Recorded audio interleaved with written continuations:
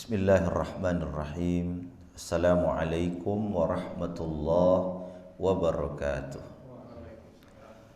Alhamdulillah wassalatu wassalamu ala Rasulillah Sayyidina wa habibina wa maulana Muhammad ibn Abdillah wa ala alihi wa sahbihi wa mawala, amma ba'd. Alhamdulillah, pada pagi yang mulia ini diizinkan Allah mengizinkan kita untuk bangun kembali di pagi hari ini.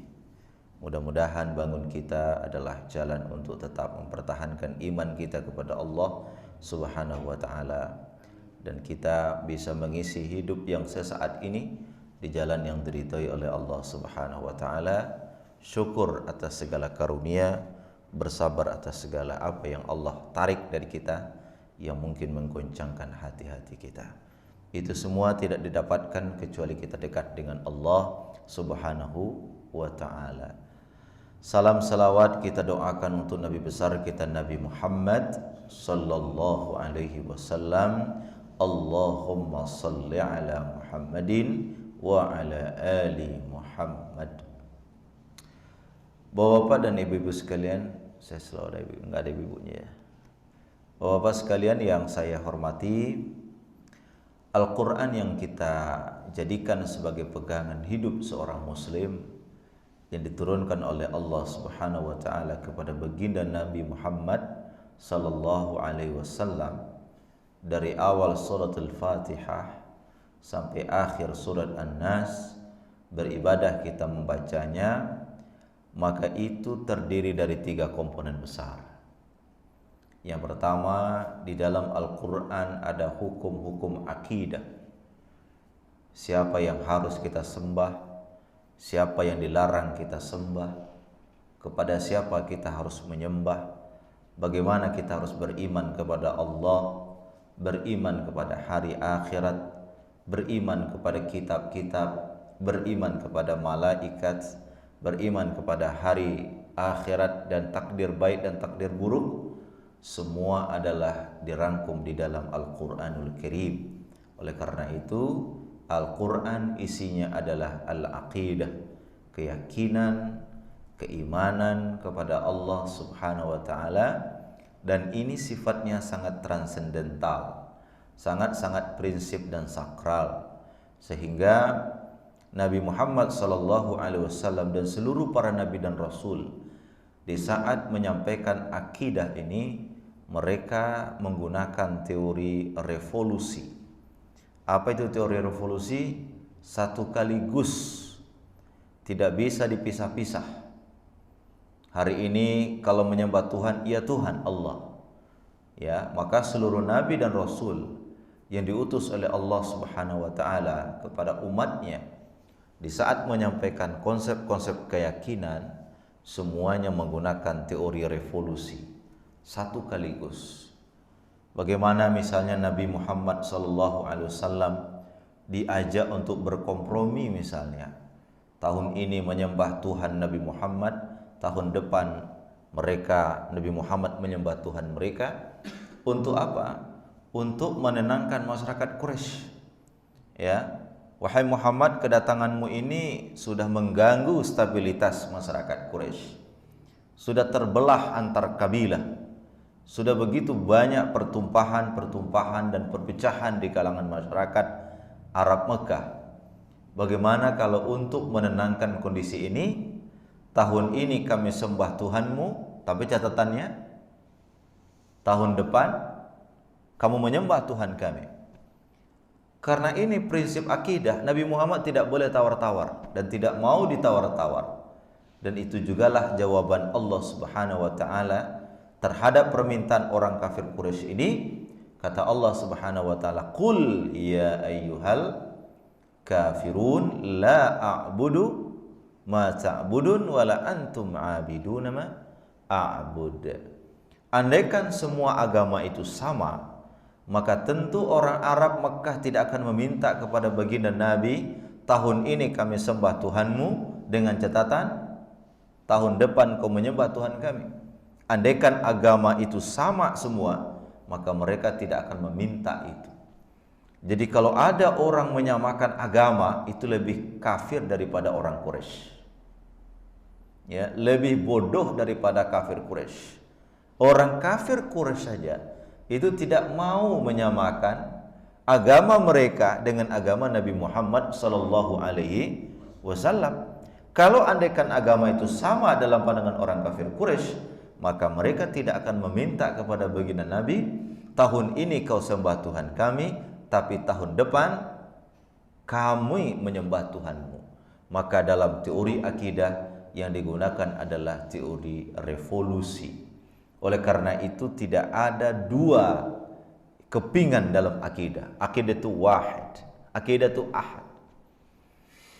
Maka tatkala orang-orang Arab mengatakan kepada Nabi Muhammad, "Sif lana rabbak." Wahai Muhammad, tolong ceritakan kepada kami Tuhanmu kayak apa sih? Ya, apakah Tuhanmu itu bentuknya sama dengan berhala yang kami sembah? Ataukah Tuhanmu itu seperti pohon-pohon? Ataukah Tuhanmu itu seperti matahari yang disembah oleh kaum Majusi misalnya? Bagaimanakah Tuhanmu itu? Maka Allah Subhanahu wa taala menjawab, "Qul huwallahu ahad, Allahu as-samad, lam yalid wa lam yulad wa lam yakul lahu kufuwan ahad." Maka Al-Qur'an berisi akidah ini, ya. Karena akidah ini penting, maka ayat-ayat yang turun di Mekah itu rata-rata adalah ayat-ayat penguat akidah. Ya. Mekah periode pertama kenabian itu ayat-ayat yang diturunkan oleh Allah Subhanahu wa taala adalah ayat-ayat yang mendukung kepada penguatan akidah. Coba Bapak baca ayat-ayat dari Makkiyah, itu semuanya adalah penguatan terhadap akidah. Nah, yang kedua ada opsi ibadah di dalam Al-Qur'an itu. Nah, yang saya ingin tekankan sekarang adalah di dalam Al-Qur'an itu ada opsi, ada bagian di mana Allah bercerita tentang berbagai keadaan. Di dalam Al-Quran disebut dengan qasas.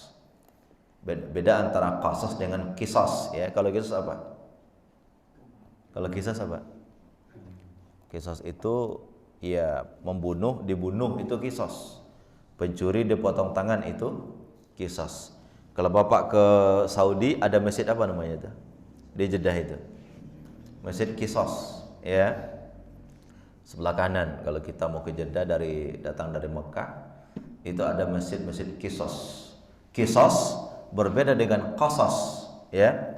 Di dalam Al-Qur'an ada kisah, ada kisah. Ada Allah Subhanahu wa taala menceritakan bagaimana umat-umat sebelumnya. Allah menceritakan bagaimana nabi-nabi sebelumnya. Maka Al-Qur'an memuat kisah-kisah itu. Di dalam Al-Qur'an disebut dengan qasas. Ya. Disebut dengan qasas. Dan kisah Al-Quran adalah kisah yang paling benar. Ya, Al-Quran adalah kisah-kisah yang termuat di dalam Al-Quran itu adalah kisah-kisah yang bisa dipertanggungjawabkan. Sehingga Bapak Ibu di dalam Al-Quran Allah mengatakan surah An-Nisa, "Wa man asdaqu minallahi haditha." Siapakah yang lebih benar perkataannya dari Allah Subhanahu wa taala? Jadi kisah-kisah yang dimuat oleh Allah dalam Quran sampai awal, dari awal sampai akhir, itu benar adanya, bukan fiktif. Ya. Jadi kalau ada orang mengatakan Quran itu adalah fiktif, otaknya yang fiktif itu. Ya, imajinasinya yang fiktif. Ya, Al-Quran tidak fiktif. Al-Quran itu nyata adanya. Kenapa? Karena Al-Quran itu datang dari siapa? Allah Subhanahu wa ta'ala. Sehingga Al-Quran tatkala menceritakan kisah-kisah itu sungguh sangat ada kebenarannya. Allah mengatakan dalam Quran, "Nahnu naqussu 'alaika ahsanal qasasi bima auhayna ilaika hadzal Qur'an." Kata Allah, kami menceritakan kepadamu wahai Muhammad kisah yang paling baik untuk yang kami sampaikan di dalam Al-Quran ini. Nah, saya tidak akan bicara tentang kisah itu, tetapi apa dan kenapa Allah menceritakan kisah di dalam Al-Quran. Paling tidak ada 3 manfaat kisah di dalam Al-Quran. Yang pertama Bapak Ibu sekalian, kisah-kisah yang Allah ceritakan di dalam Al-Quran itu tujuan pertamanya adalah agar menjadi pelajaran bagi orang yang punya akal nurani yang paling dalam. Itu yang pertama.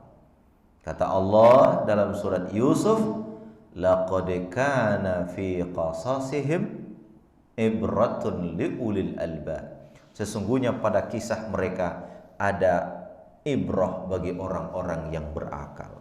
Jadi kisah-kisah di dalam Al-Quran itu tidak ada manfaatnya kecuali bagi siapa? Albab. Di saat Allah bercerita tentang albab, itu di dalam surat Ali Imran Allah mengkombinasikan 3 kemampuan besar mereka. Inna fi khalqis samawati wal ardi wa ikhtilafil laili wan nahari la ayatin liulil albab. Siapa ulul albab itu? Alladzina yadhkuruna Allah qiyaman wa qu'udan wa ala junubihim. Orang yang zikir kepada Allah. Yang kedua apa? Orang yang fikir. Dan ketiga adalah orang yang memiliki kesadaran spiritual. Itulah ulul albab. Jadi kisah-kisah di dalam Al-Quran itu Bapak Ibu sekalian, tidak ada manfaatnya kecuali bagi siapa? Ulul albab. Makanya di pesantren kita di Bogor itu kita ambil motonya adalah ceria. Ceria. Ceria, C itu cerdas, ya. E itu energik, R itu responsif, I inovatif, A akhlak karimah, akhlak mulia. Nah, kecerdasan itu disebut dengan ulul albab. Nah, makanya di dalam Al-Quran kecerdasan itu bermula dari zikir, kemudian di tengahnya ada fikir, yang ketiga ada kesadaran. Ada berapa? 3 ya. Yang pertama apa? Zikir. Yang kedua fikir. Yang ketiga kesadaran. Kalau orang berfikir tapi tidak berzikir, dia tidak sadar. Betapa banyak orang yang paham ilmu ekonomi tapi yang dilakukan ada apa? Menghancurkan ekonomi kita. Kenapa? Dia zikir, dia fikir tapi tidak zikir. Makanya kecerdasan ulul albab, orang-orang yang mampu menangkap sinyal-sinyal Al-Quran berupa kisah-kisah di dalam Al-Quranul Karim adalah mereka-mereka yang memiliki ulul albab. Ulul albab sekali lagi adalah alladzina yazkurunallaha qiyaman wa qu'udan wa ala junubihim. Yang kedua, wa yatafakkaruna fi khalqis samawati wal ard. Yang ketiga, Rabbana ma khalaqta hadza batila. Ya, kalau saya membagi zikir alladzina yazkurunallah, fikir wa yatafakkaruna fi khalqis samawati wal ard, kesadaran spiritual alladzi yaquluna rabbana ma khalaqta hadza batila. Ya Allah, tidak ada satupun yang kau ciptakan sia-sia di muka bumi ini ya Allah. Itu kesadaran. Nah, kisah-kisah di dalam Al-Quran itu tidak bisa dideteksi kecuali orang yang berzikir kepada Allah, orang yang berfikir, dan orang yang memiliki kesadaran. Di saat Allah Subhanahu wa taala bercerita tentang Nabi Nuh, Nabi Lut misalnya di dalam Al-Quran. Ya daraballahu masalan lilladzina kafaru imra'ata nuhin wa imra'ata lut kanata tahta 'abdaini min ibadina salihin fakhanatahuma. Di saat Allah bercerita tentang Nabi Nuh, Nabi Lut. Nabi Nuh, Nabi Lut itu orang soleh atau bukan orang soleh, Pak? Nabi Nuh itu orang soleh. Nabi Lut orang soleh. Nabi Nuh orang soleh. Kata Quran, daraballahu masalan lilladzina kafaru imra'ata nuhin, istrinya Nabi Nuh. Dalam ayat lain Allah bercerita tentang siapa? Anaknya Nabi Nuh. Siapa namanya? Kan'an. Di saat Nabi Nuh alaihissalam diperintahkan Allah untuk membuat kapal. Tujuannya apa? Untuk antisipasi akan datang apa? Banjir besar. Kata Nabi Nuh kepada anaknya, wahai anakku, irkab ma'ana, naiklah engkau ke gunung, ke perahu kami. Apa kata anak Nabi Nuh alaihissalam? Sa'awi ila jabalin ya'simuni minal ma'. Saya akan naik ke gunung, nanti gunung itu akan menghalangi saya dari air itu. La asimal yauma min amrillah. Wahai anakku, tidak ada yang bisa menyelamatkan hari ini kecuali Allah. Maka anak Nabi Nuh alaihissalam kemudian naik bersama orang-orang kafir itu, ya, bersama orang kafir tidak mau naik ke perahu Nabi Nuh alaihissalam. Maka apa yang terjadi? Anak itu kemudian tenggelam, ya. Di saat anak itu tenggelam, apa kata Nabi Nuh kepada Allah? Inna ibni min ahli. Ya Allah, anakku adalah garis keturunanku ya Allah. Kata Allah, innahu laisa min ahlik. Itu bukan anak. Di saat Allah bercerita tentang Nabi Nuh alaihissalam, Nabi Nuh, apakah dia salah pilih pasangan? Bukan persoalan salah, tapi persoalan ada ujian dari Allah Subhanahu wa ta'ala. Apakah Nabi Nuh salah dalam tatkala mendidik anaknya? Apakah dia tidak berdoa kepada Allah untuk mendidik anaknya? Tidak. Nabi Nuh berdoa, apakah ya Allah, anakku adalah garis keturunanku. Tapi anaknya tidak mentaati dia. Maka ini bukan karena kesalahan otomatis, tapi apa? Karena memang ada ujian dari Allah Subhanahu wa ta'ala. Itu adalah zikir dan fikir, dan ada kesadaran. Oh iya Allah, hidup ini ternyata bukan maunya kita, tapi maunya siapa? Allah Subhanahu wa ta'ala. Di sisi lain, ada seorang perempuan baik-baik, namanya siapa? Siapa namanya itu? Dapat suami raja bohong di dunia. Aisyah. Ya, ya. Katalah orang, wa Maryam, apa kata Allah? Ya, imra'ata Fir'aun, istrinya Fir'aun. Idh qalat, tatkala dia berkata, Rabbi ibni li 'indaka baitan fil jannah. Ya Allah, bangunkan buatku surga, di rumah di surga. Wa najjini min fir'aun wa 'amalih. Selamatkan aku dari Fir'aun dan kerjaannya. Wa najjini minal qaumil zalimin. Ya Allah, selamatkan aku dari orang zalim. Apakah Fir'aun, Pak? Fir'aun. Bapak, kita tahu siapa itu Fir'aun. Dia yang mendeklar dirinya seorang Tuhan. Ya. Dia mengatakan, Ana rabbukumul a'la, saya Tuhanmu.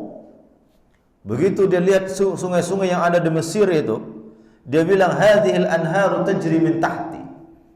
Ini semua sungai yang ada di Mesir ini berada di bawah kekuasaanku. Fir'aun yang begitu luar biasa dahsyatnya, ganasnya, murkanya kepada Allah Subhanahu wa ta'ala, dapat istri baik-baik. Sementara istri yang baik, perempuan yang baik ini dapat suami ya, ini Fir'aun. Nah, itu menunjukkan kepada kita bukan persoalan kesalahan, tapi bukan persoalan kesalahan semata, tapi memang apa? Persoalan apa? Di situ ada ujian dari Allah Subhanahu wa ta'ala. Semua kisah-kisah itu di dalam Al-Qur'an ceritakan, tujuannya apa, Pak? Tujuannya apa? La'ibratan liulil albab, supaya orang-orang yang ulul albab. Siapa mereka ulul albab itu? Orang yang berzikir, yang kedua berfikir, yang ketiga milik kesadaran. Banyak orang yang punya pikiran tapi nggak sadar. Sudah jelas makin hari makin mau mati, tapi makin hari makin menjadi. Ya. Semakin hari semakin menjadi, padahal dia tahu kalau dirinya mati. Ya kan? Ya, makanya ada seorang teman-teman kita dari jamaah tabligh, dia bilang begini. Ya. Kalau kau kejar dunia, belum tentu kau dapat. Betul enggak, Pak? Kalau toh kau dapat, belum tentu banyak. Kalau toh banyak, belum tentu kau puas. Kalau toh puas, belum tentu selamanya. Nah, betul enggak? Kalau kita kejar dunia, belum tentu dapat. Kalau toh dapat, belum tentu banyak. Kalau toh banyak, belum tentu kau puas. Kalau toh puas, belum tentu selamanya. Tapi kalau kamu kejar akhirat, sudah pasti kau dapat. Kata dia, kalau pasti kau dapat, pasti banyak. Dan kalau banyak, pasti kau puas.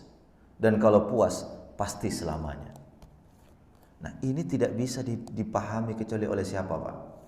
Oleh siapa? Orang-orang yang ulul albab. Ulul albab. Makanya di dalam Al-Quran di saat Allah bercerita tentang manusia, ya, itu sering Allah mengatakan liulil absar, basirah. Ya, basirah. Apa itu basirah? Di dalam Al-Quran ada dua, Pak. Dalam bahasa Arab itu basar dengan basirah. Basar dengan basirah. Kalau basar itu adalah mata. Ini basar. Tapi kalau basirah apa itu? Mata batin. Itu basirah. Maka banyak orang yang punya mata tapi tidak punya mata batin. Tapi banyak orang yang punya mata batin tapi tidak punya mata. Atau banyak orang-orang yang tidak dimiliki, yang tidak diberikan Allah penglihatan, tapi apa? Bisa menghafal kitab Sahih Bukhari, Sahih Muslim, Sunan Abu Daud, At-Tirmizi. Syekh bin Baz, ya, ulama besar dari Arab Saudi Arabia, itu buta, Pak. Tapi hafal berapa juz Al-Quran? 30 juz. Di masa umurnya masih kecil. Hafal kitab Sahih Bukhari, itu hadisnya berapa ribu di situ. Ya, hafal kitab Sahih Muslim. Alhamdulillah. Sementara mata kita berfungsi. Nah, ini basar dengan apa? Basir. Jadi Al-Quran Allah ceritakan di dalamnya kisah-kisah. Tujuan yang pertama adalah apa itu? Untuk menjadi ibrah, pelajaran. Bagi siapa? Liulil absar atau liulil albab. Nanti lihat surat Yusuf ayat 111. Ya. Siapa ulul albab itu? Diceritakan Allah di ayat yang lain, surah Ali Imran 191. Alladzina yazkurunallaha qiyaman wa qu'udan wa 'ala junubihim. Terus wa yatafakkaruna fi khalqis samawati wal ardh Rabbana ma khalaqta hadza batila subhanaka faqina azabannar. Jadi Allah ceritakan itu semua tujuannya adalah untuk menjadi pelajaran bagi orang-orang yang berakal. Liulil albab. Bapak Ibu, kalau ingin anak kita cerdas, biasakan dia zikir. Zikir terbaik adalah membaca Al-Quran. Ya, kalau ingin anak-anak kita cerdas, biasakan dia zikir. Dan zikir terbaik itu apa? Membaca Al-Quran. Orang-orang yang terbiasa baca Quran, insya Allah nggak akan pikun. Ya, orang yang terbiasa membaca Al-Quran, orang yang terbiasa menghafal Al-Quran, insya Allah tidak pikun. Kenapa? Karena ada penelitian tahun 93 itu, ya, tahun 1993, kebetulan saya lagi nulis itu, judulnya adalah pengaruh zikir terhadap kecerdasan. Ya, salah satu dia mengatakan otak-otak kita ini kan dia reaktif terhadap bunyi, Pak. Ya, kalau Bapak nggak mau tidur, biasanya dalam teori-teori klasik itu di Barat apa yang dilakukan, Pak? Style musik, ya kan? Yang apa?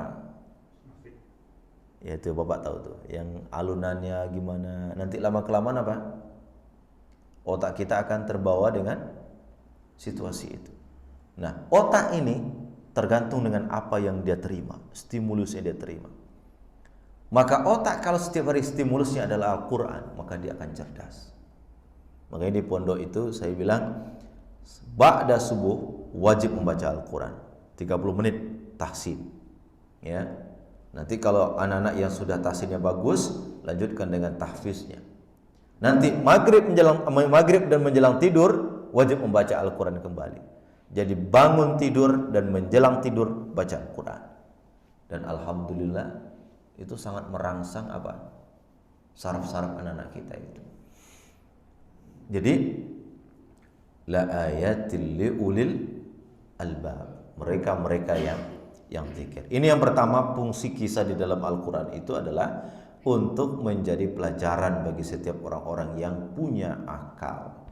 Tapi bagi mereka yang tidak punya akal, tidak akan mampu untuk menangkap kisah-kisah Al-Quran itu. Makanya begitu Al-Quran cerita tentang Nabi Muhammad pergi Isra dan Mi'raj, percaya nggak orang? Ada yang tidak percaya. Ya, ada yang tadinya mulai percaya dengan Nabi Muhammad, begitu mendengar cerita itu, aduh, ini betul kayaknya Muhammad ini gila ini. Ya, yang tadinya beriman kembali kafir dia. Ya, ragu-ragu dia. Begitu dengar Nabi Muhammad kok berangkat dari Mekah sampai ke mana?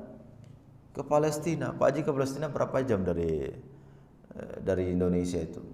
Misalnya kalau umroh plus itu kan, ya berangkat dari misalnya dari Madinah, nanti ke Palestina kan berapa jam itu naik pesawat.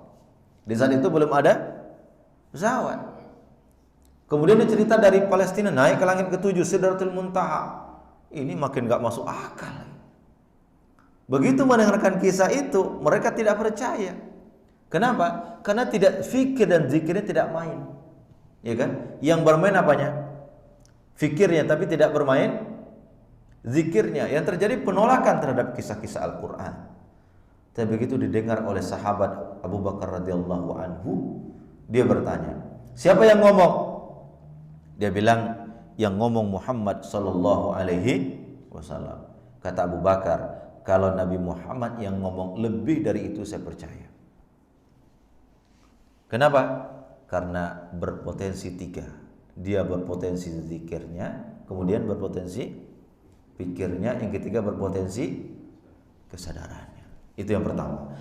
Al-Quran Allah turunkan adalah kisah-kisahnya untuk menjadi ibrah. La ibratan liulil albab. Yang kedua, kisah-kisah itu Allah turunkan untuk apa? Untuk menguatkan batin Nabi Muhammad sallallahu alaihi wasallam, meneguhkan hati dan menundukkan hati umat Nabi Muhammad sallallahu alaihi wasallam agar tetap teguh di jalan Allah Subhanahu wa taala. Allah ceritakan kisah Nabi Nuh alaihi salam. Allah ceritakan kisah Nabi Lut, Allah kisahkan cerita Nabi Musa, Allah kisahkan cerita Nabi Isa alaihissalam. Tujuannya apa? Supaya hati Nabi Muhammad kuat untuk menghadapi berbagai macam tantangan. Kalau saya menghadapi ini, kata Nabi, dulu sahabat saya Nuh alaihissalam menghadapi yang sama. Kalau saya sekarang dibohongi, Nabi Musa diusir, ya kan? Makanya cita-cita, nah, kisah-kisah di dalam Al-Quran itu tujuannya adalah untuk apa? Menguatkan hati Nabi Muhammad dan menguatkan hati pengikut Nabi Muhammad, umat Nabi Muhammad sallallahu alaihi wasallam. Maka satu ketika seorang sahabat datang kepada Nabi, Nabi sedang duduk-duduk. Ya Rasulullah, tidakkah kita bisa minta kepada Allah? Apa yang kita mau minta?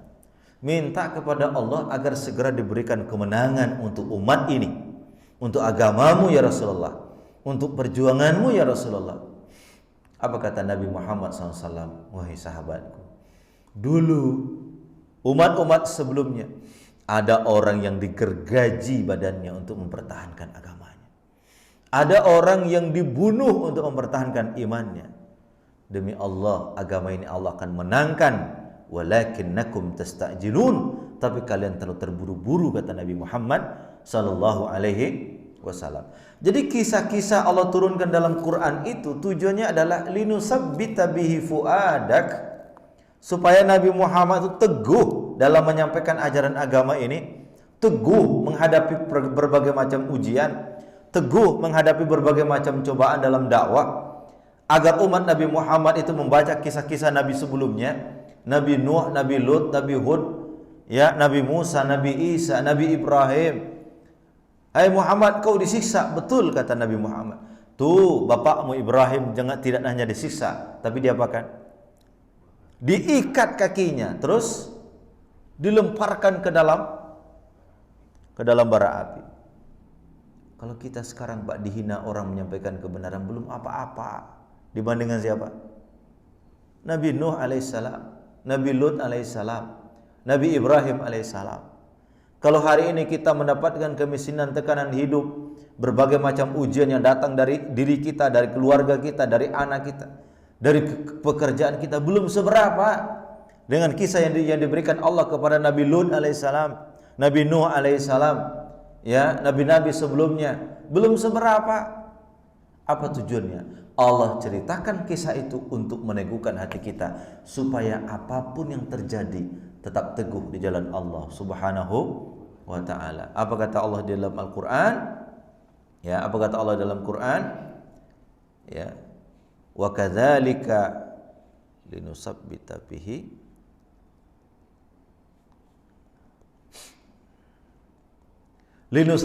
bihi fuadak. Fuad, hatimu, supaya engkau bisa tenang batin. Nanti lihat dalam surat Hud ayat 120. Kata Allah, wa kullan naqussu 'alaika min amba'ir rusul ma nusabbitu bihi fuadak wa ja'aka fi hadhil haqq wa mau'izatun wa dzikra lil mu'minin. Semua kisah Nabi kami ceritakan kepadamu wahai Muhammad, agar dengan kisah itu kami teguhkan hatimu, dan di dalamnya terdapat segala kebenaran, nasihat dan peringatan bagi hamba-hamba yang beriman kepada Allah Subhanahu wa ta'ala. Bapak Ibu, kalau kita sakit, ya, belum seberat yang dialami oleh Nabi siapa? Nabi Ayyub alaihis salam.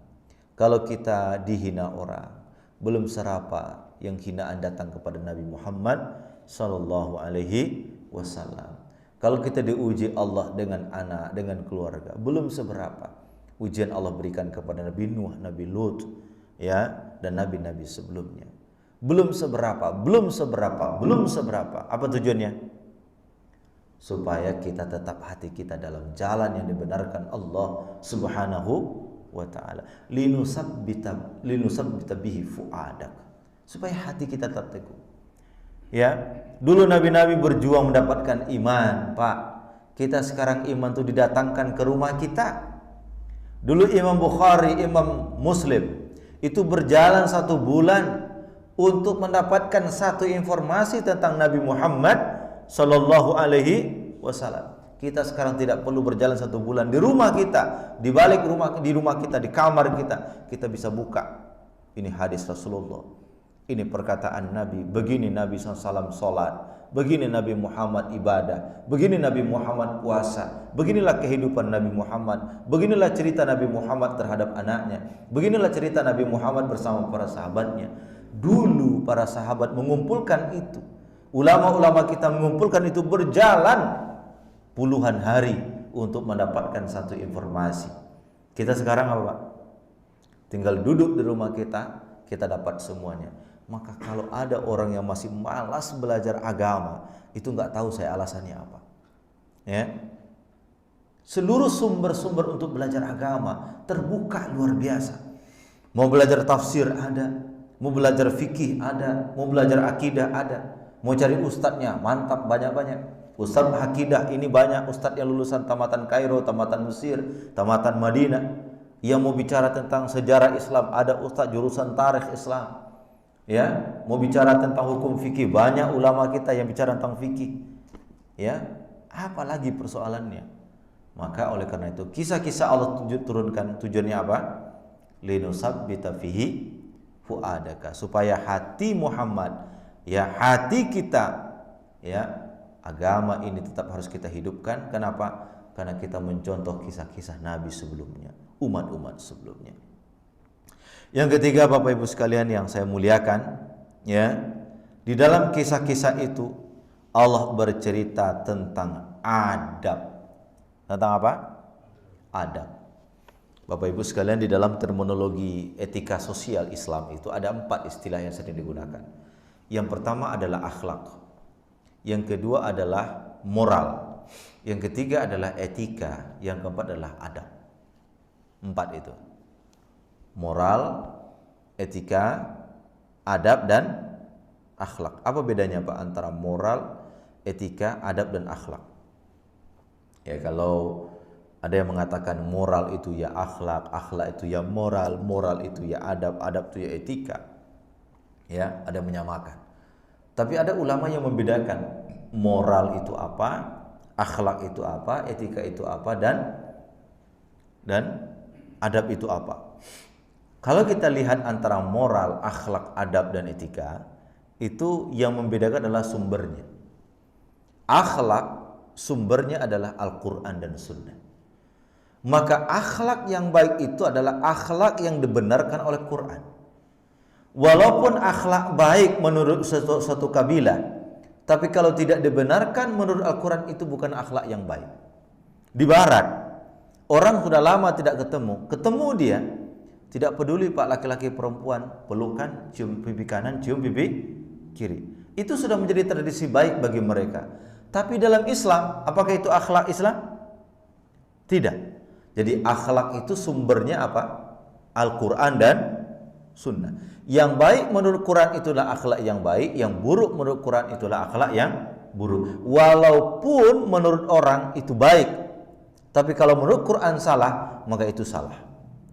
Itu akhlak. Jadi akhlak itu sumbernya apa? Al-Quran dan Sunnah. Yang baik menurut Quran itulah akhlak baik, yang buruk menurut Quran itu adalah akhlak buruk. Yang kedua, moral. Moral itu biasanya bersumber dari kearifan lokal, itu moral. Ya, orang kalau di Sunda lewat misalnya, itu kan pakai bilang apa Pak? Punten. Kalau kita lewat bilang tidak bermoral kamu ini. Ya, di Sumatera Barat juga bilang begitu. Di Sumatera Selatan, di Sulawesi Selatan juga begitu. Kalau lewat kita di Sulawesi itu bilangnya tabe gitu ya, tabe. Tahu tabe Pak? Kalau di kampung saya di Padang itu tabe itu adalah kolam di belakang rumah diisi ikan, itu tabe Pak. Kalau di Sulawesi tabe itu kalimat yang digunakan untuk minta permisi, itu tabe. Moral itu adalah sumbernya kearifan lokal. Etika itu sumbernya norma. Apa? Norma. Ya, kalau dia masuk polisi terikat dengan norma yang ada di kepolisian, kode etik kepolisian.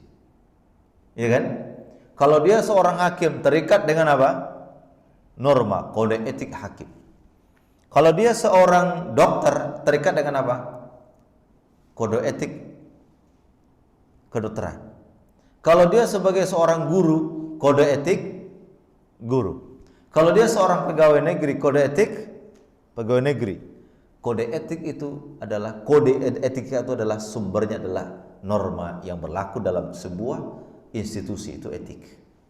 Sementara adab adalah sikap kemuliaan akhlak, itu adab. Ya. Orang yang beradab itu adalah orang yang berakhlak mulia, itu disebut dengan apa? Adab. Sehingga Nabi SAW mengatakan, adabani rabbi fa ahsana ta'dibi.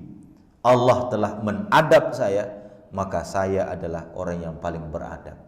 Makanya Quran di dalam konstitusi kita, dalam undang-undang kita kan apa?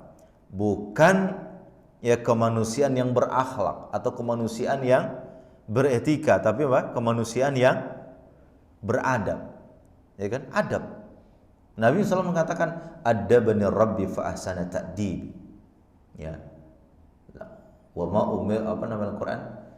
Innama bu'istu liutammima makarimal akhlak. Jadi antara adab dan akhlak itu dua entitas yang bersumber dari agama. Sementara moral itu bersumber dari mana? Kearifan lokal. Maka Al-Quran menurunkan kisah-kisah agar kita banyak belajar tentang adab. Belajar tentang apa? Adab. Kemarin bulan lalu saya menceritakan kisahnya Nabi Sulaiman alaihissalam. Adabnya Nabi Sulaiman, begitu dapat pujian dari orang, apa yang dilakukannya? Dapat pujian dari makhluk, apa yang dilakukan Nabi Sulaiman? Dia berdoa kepada Allah untuk mensyukuri nikmat itu. Dia lewat, kemudian Raja Semut bilang kepada teman-temannya, kata teman-temannya Nabi Raja Semut, kata Semut kepada teman-temannya, wa qalat namlatun ya ayyuhan namal udkhulu masakinakum, masuklah engkau ke dalam lubang-lubangmu, la yahtimannakum Sulaiman wa junuduh, supaya nanti engkau tidak diinjak oleh Nabi Sulaiman dan bala tentaranya. Wahum la yash'urun, sementara dia tidak sadar. Kalau sadar enggak mungkin injak kita, tapi kalau enggak sadar terinjak kita. Mendengarkan pujian daripada makhluk yang bernama semut. Apa yang dilakukan Nabi Sulaiman adabnya? Dia tidak sombong, dia tidak angkuh, dia tidak saya betul-betul dihormati. Tapi dia melakukan kesadaran luar biasa. Apa kata Nabi Sulaiman? Rabbi auzi'ni an ashkura ni'mataka allati an'amta alayya. Ya Allah, begitu banyak nikmat yang kau berikan kepadaku, sampai semut pun menghormatiku. Ya Rabb, berikan aku kemampuan untuk mensyukuri semua ini ya Allah. Adabnya bersyukur. Ya kan? Apalagi dia bilang, ya, wa adkhilni bi rahmatika fi ibadikas salihin. Ya Allah, janganlah kesombongan, janganlah keangkuhan, janganlah harta, janganlah pujian orang mengeluarkan saya dari kanvas keimanan dan kesalehan saya ya Allah. Itu adab. Itu apa? Adab. Jadi kisah Allah ceritakan kepada kita di dalam Al-Quran untuk apa Pak? Untuk kita belajar apa? Adab. Nabi Muhammad SAW diusir dari Mekah, datang ke kota Madinah, membangun kekuatan di kota Madinah. Tahun ke-8 hijrah, ya tahun ke-8 di Madinah, datang ke kota Mekah, menaklukkan kota Mekah. Menaklukkan kota Mekah. Semua orang yang ada di Mekah takut. Abu Lahab, Abu Sufyan takut semua. Ya, takut. Abu Sufyan takut. Kenapa? Nabi Muhammad dulu datang dari Mekah, diusir dari tanah kelahirannya, pindah ke Madinah, pulang lagi ke Mekah dengan kekuatan yang luar biasa. Ini jangan-jangan Nabi Muhammad akan apa? Membalas dendam. Datang dengan kekuatan besar ke kampung halaman yang dulu diusir dari situ. Apa akhlak yang Allah tunjukkan di dalam Al-Quran? Kata Allah, "Idza jaa nasrullahi wal fath wa ra'aitan nasa yadkhuluna fi dinillahi afwaja." Engkau lihat orang masuk ke dalam Islam berbondong-bondong. Itu Fathul Mekah, penaklukan kota Mekah. Apa kata Allah? Fasabbih bihamdi rabbika wastaghfir. Hai Muhammad, kau tanggapi kemenangan itu dengan mensucikan Tuhan. Menang kau jadi di pilkada, jangan sombong. Jangan kamu mutasi lawan-lawan politik. Kalau kita boleh katakan begitu. Ya, menang kamu pilkada jadi gubernur, jangan kau mutasi lawan politikmu. Jangan kau hancurkan lawan-lawan politikmu. Jangan kau tidak sukai orang yang tak mendukung. Kata Nabi Muhammad, kata Allah kepada Muhammad, kau dapat sekarang kemenangan kota Mekah. Fasabbih, sucikan Allah. Jangan sucikan timmu, jangan sucikan kehebatanmu, jangan sucikan tim suksesmu, tapi sucikan siapa? Allah. Andaikan ayat ini menjadi inspirasi bagi seluruh pemenang pilkada, maka tidak akan ada orang balas dendam atas nama kemenangan pilkada. Biasanya kan begitu ya Pak ya. Begitu tim suksesnya yang diusung menang, apa yang terjadi Pak? Bagi-bagi, ya, inventarisir. Ini jabatan komisaris ini, ya, jabatan duta besar ini, ya, ini perlu di cover semua, ya kan? Yang tak mendukung, habis kau, tamat, ya, kau perlu dimutasi ke ujung Papua Nugini sana, ya kan? Kalau orang melihat kisah Quran ini, dia tidak akan begitu. Kenapa? Begitu Nabi Muhammad menaklukkan kota Mekah, yang dilakukan oleh Allah kepada Nabi Muhammad, menadab Nabi Muhammad. Kata Allah, fasabbih bihamdi rabbika. Terus apa? Wastaghfir, minta ampun kepada Allah. Muhammad, Nabi Muhammad tidak ada salahnya Pak. Bagaimana Nabi Muhammad mau salah? Begitu masuk kota Mekah dengan pasukan yang sangat besar, orang-orang takut luar biasa, takut luar biasa. Ya, apa kata Nabi Muhammad? Menghormati orang yang ada di situ. Kata Nabi Muhammad, "Man dakhala al-Ka'bah fahuwa amin." Ya, masuk Ka'bah aman. "Wa man dakhala baita Abu Sufyan fahuwa amin." yang masuk ke rumahnya Abu Sufyan dia aman. Kenapa dikatakan masuk rumah Abu Sufyan, Pak? Karena Nabi Muhammad menghargai tokoh waktu itu siapa?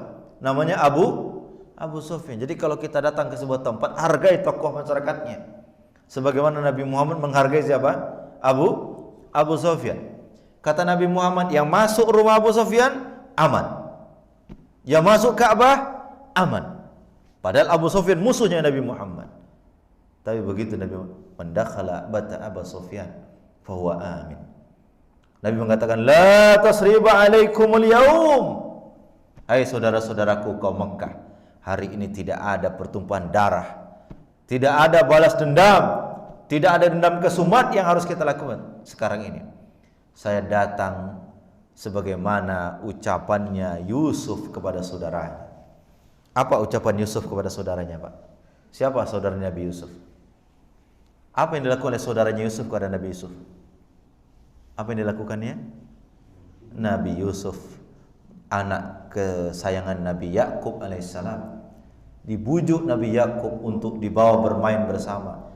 Begitu sudah diizinkan untuk bermain, kemudian apa? Masukkan Nabi Yusuf ini ke dalam sumur. Kemudian apa yang terjadi? Dia pulang menghadap Nabi Yakub dalam keadaan apa? Air mata. Air matanya air mata apa? Air mata buaya.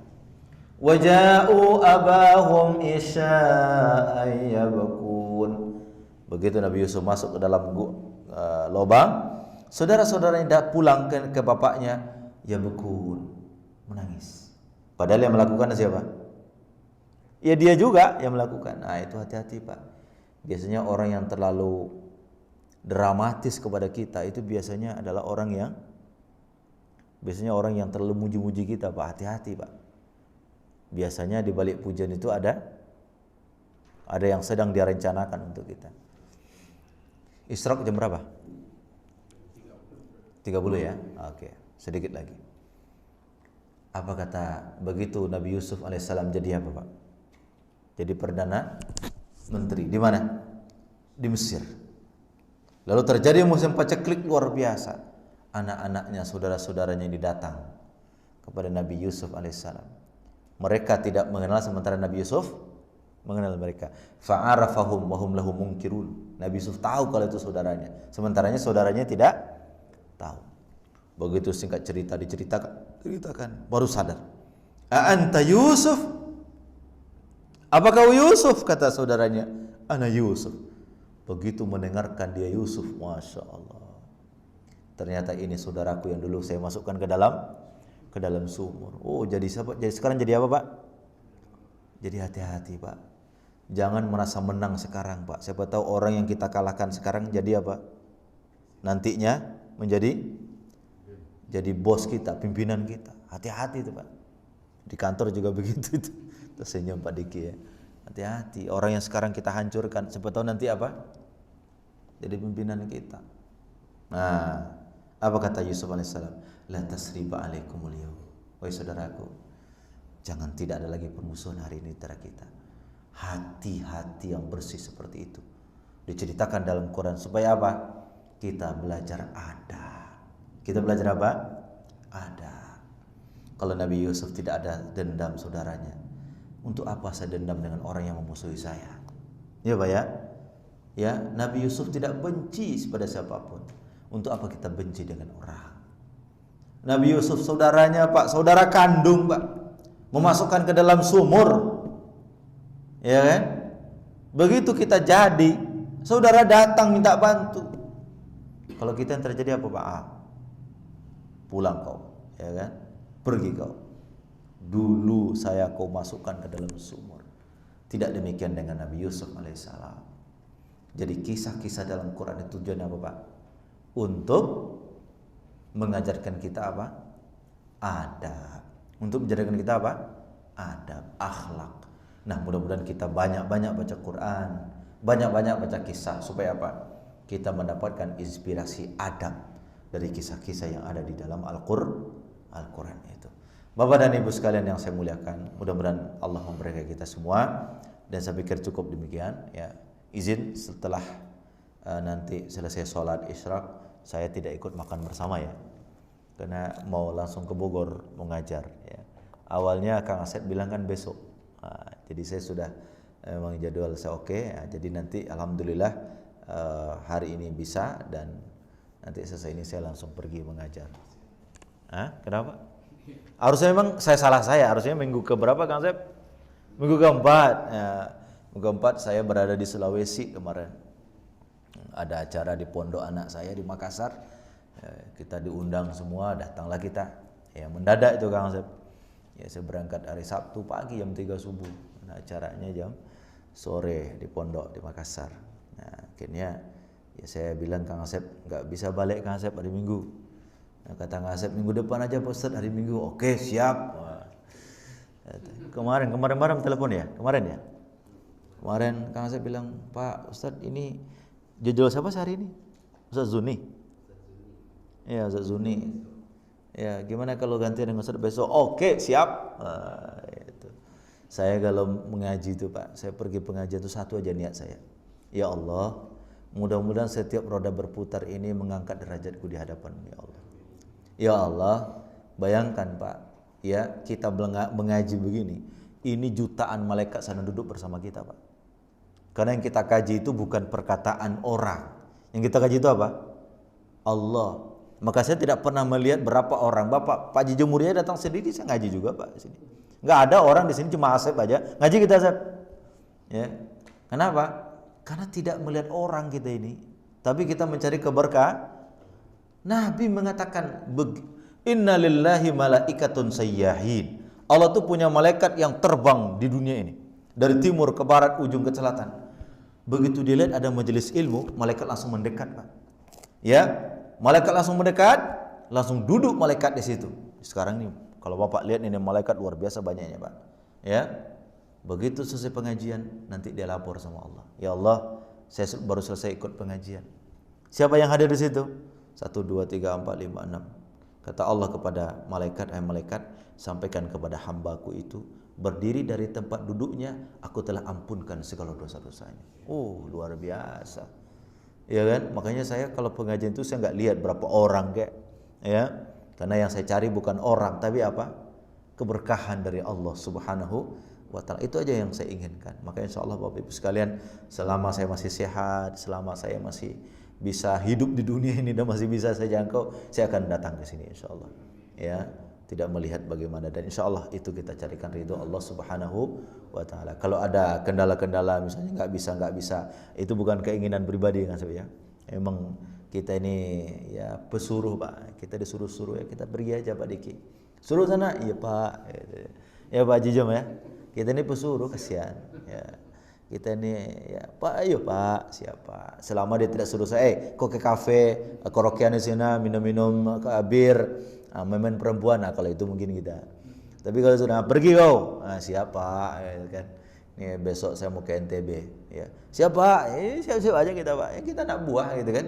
Siap-siap aja sampai mati kan. Mudah-mudahan itu dalam rangka ibadah kepada Allah Subhanahu wa Ta'ala. Makanya saya kalau datang ke daerah, yang saya lakukan, saya minta Kanwil, Pak Kanwil, Pak Kabid, coba carikan saya masjid. Saya mau sholat subuh di sana, mau ceramah di sana. Ustadz, itu kalau orang dari pusat katanya bayarannya mahal. Bilang sama pengurus masjid, saya tidak minta amplop. Makanya saya kalau ke daerah ceramah nggak pernah saya terima amplop sedikit pun. Karena kalau saya terima amplop, nanti apa? Oh, Pak Faisal perjalanan dinasnya sekaligus mencari amplop. Ya, nggak pernah Pak saya ceramah ya dalam perangkat dinas saya terima amplop, nggak pernah saya. Saya bilang apa? Bilang sama pengurus masjid yang saya butuhkan jamaah. Jangan pikirkan amplop. Saya tidak mau terima amplop. Karena saya dalam perjalanan dinas. Saya bilang begitu. Gak pernah saya. Ya, kenapa? Percuma Pak. Kita pergi-pergi gak dakwah. Ngapain sih hidup ini? Ya kan? Kalau cara dinas barangkali begitu sampai 2 jam, 3 jam, 4 jam selesai. Habis itu ngapain? Tidur di hotel. Ngapain tidur di hotel? Ya, mati nanti tidur mati gitu kan. Iya. Nah, lebih baik kita menggunakan hidup begitu aja Pak Diki, hidup saya sekarang ya. Saya terima takdir-takdir Allah. Kita jalani hidup ini Pak Jam ya dengan baik ya. Mudah-mudahan apapun yang terjadi kita syukuri, apa yang enggak kita senangi kita sabari. Ya tujuan kita mudah-mudahan ya Allah hidup ini berkah, kalau kita mati nanti ya Allah, mudah-mudahan Engkau ridhoi saya mati dalam keadaan husnul khatimah dan nanti di akhirat bersama hamba-hambamu yang saleh. Itu aja niat kita. Niatkan itu Pak. Ya mulai sekarang niatkan itu. Ya kemanapun pergi kita niatkan itu semua. Sebab mati ini enggak tahu kapan kita mati ini. Ya. Pak Haji Jam, rumah beliau ada kunci malaikat enggak Pak? Enggak ada kan? Area dilarang masuk malaikat enggak ada itu Pak. Enggak ada. Semua tempat masuk malaikat. Orang-orang di Amerika sekarang dia takut ada datang malaikat, dia bikin perahu besar apa macam lah. Enggak ada. Walau kuntum fi burujin musyayyada. Walaupun kau di dalam benteng yang kokoh, kalau malaikat datang selesai. Enggak ada selesai Pak. Mati udah nih Pak. Jadi mau apa cari hidup ini Pak? Ya, mau apa sih hidup ini? Sebentar saja Pak, 65 tahun sebentar. Ya, 70 tahun sebentar. Tapi kalau di akhirat 1 hari 1000 tahun. Jadi selama-lama hidup kita di dunia itu hanya 1,5 jam akhirat Pak. 1,5 jam akhirat.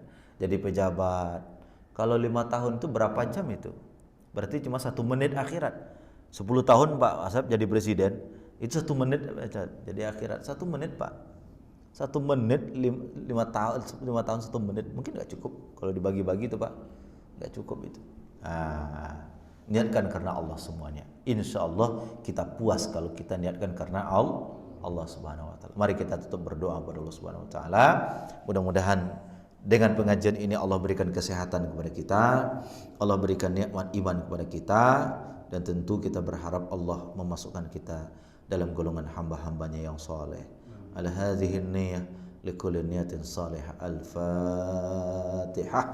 A'udzubillahi minasyaitonir rajim. Bismillahirrahmanirrahim. Alhamdulillah rabbil alamin arrahmanir rahim maliki yaumiddin iyyaka na'budu wa iyyaka nasta'in ihdinas siratal mustaqim siratal ladzina an'amta 'alaihim ghairil maghdubi 'alaihim waladdallin amin.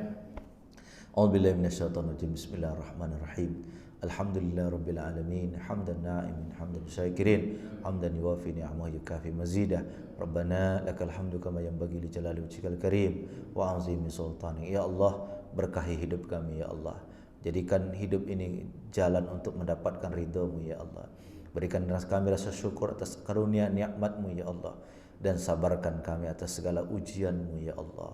Allahumma rabbana lakal hamdu syukra wa lakal mannu fadla wa anta rabbuna haqqa wa nahnu abiduka riqqa anta lam tazal zalika ahla. Allahumma ya muyassir kulla asir fataysirul asir alayka yasir. Hasbunallahu wa ni'mal wakil, ni'mal maula wa ni'mal nasir, wa la haula wa la quwwata illa billahil aliyil azim. Ya Allah, hidupkan kami dalam iman, wafatkan kami ya Allah membawa iman husnul khatimah, dan kumpulkan kami di akhirat nanti ya Allah bersama hamba-hamba-Mu yang saleh di bawah bimbingan Nabi Muhammad sallallahu alaihi wasallam. Selamatkan kami ya Allah, selamatkan anak-anak kami ya Allah, selamatkan keluarga kami ya Allah. Berikan kepada mereka rezeki yang halal dan barokah. Tanamkan iman dan Islam dalam jiwa mereka ya Allah. Rabbana atina fid dunya hasanah wa fil akhirati hasanah wa qina adzabannar. Fir lana wa liwalidina warhamhum kama rabbawna shighara. Subhana rabbika rabbil izzati amma yasifun wa salamun alal mursalin walhamdulillahi rabbil alamin. Terima kasih banyak. Wabillahi taufiq wal hidayah. Wallahu muwaffiq ila aqwamit thariq. Subhana rabbika rabbil izzati amma yasifun. Wassalamualaikum warahmatullahi wabarakatuh.